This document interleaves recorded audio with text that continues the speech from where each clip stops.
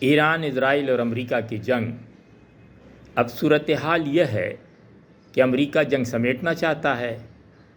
چند دنوں پہلے صدر ٹرمپ نے اعلان بھی کر دیا کہ جنگ ختم ہو گئی، اور ایران اسے پھیلانے میں مصروف ہے۔ نتیجہ یہ ہے کہ کل صدر ٹرمپ کو دوبارہ دھمکی دینی پڑی ایران کو کہ اس بار وہ خطرناک حملہ کریں گے۔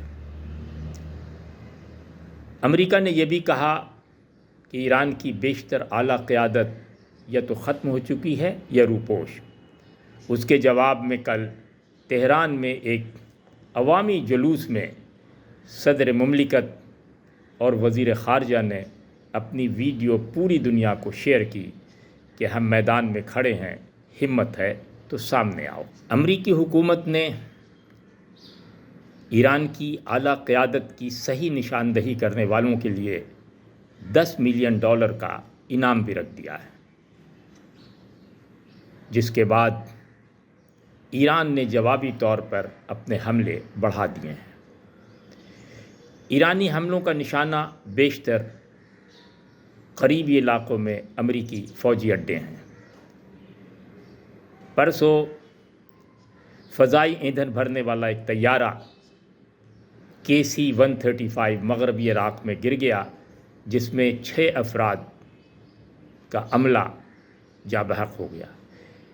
یہ کسی بم کے دھماکے سے گرا یا خود گر گیا، ابھی تصدیق نہیں ہوئی۔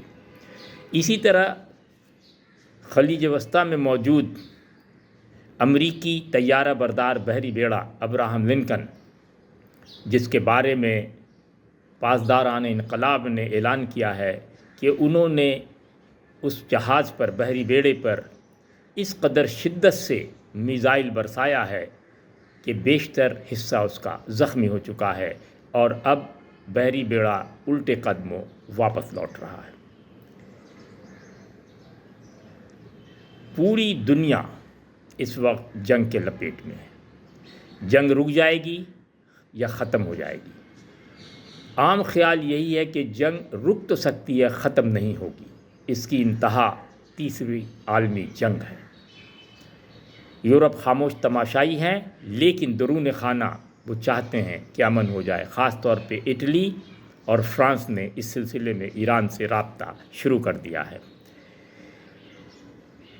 لیکن اس جنگ کے بعد دنیا ایک ایسے چیلنج سے نبرد آزما ہے جہاں دوسری جنگ عظیم کے بعد امریکہ کی سپرمیسی کو چیلنج ہے۔ کیا اس جنگ کے بعد امریکہ کی برتری چین اور روس کے سامنے کم ہو جائے گی یا برقرار رہے گی؟ ساری جنگ کا منشا اور سارے جنگ کا مقصد صرف یہی ہے۔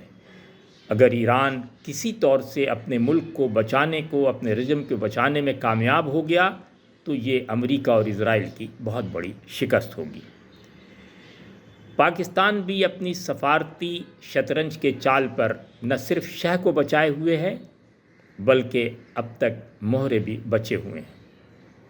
پاکستان ایک طرف ایران، ایک طرف افغانستان اور ایک طرف انڈیا کے بیچ میں اس طرح گھرا ہوا ہے جیسے 32 دانتوں میں زبان، اور خاموش رہنے میں بھلائی ہے۔ پاکستان کی موجودہ ڈپلومیسی کامیاب کہی جا سکتی۔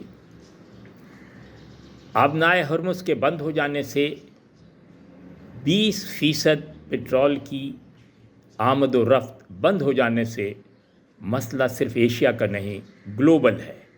پوری گلوبل اکانومی خطرے میں آ گئی ہے۔ ظاہر ہے یورپ بہت دنوں خاموش نہیں رہ سکتا، اس لیے دیر یا سویر اس جنگ کو اپنے حتمی نتائج تک پہنچانے کے لیے تمام لوگوں کی کوششیں یکساں ہوں گی۔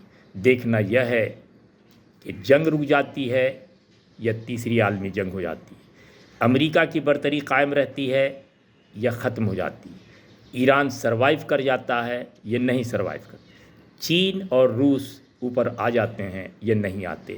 اس جنگ کے بعد یہ فیصلہ واضح ہو جائے گا۔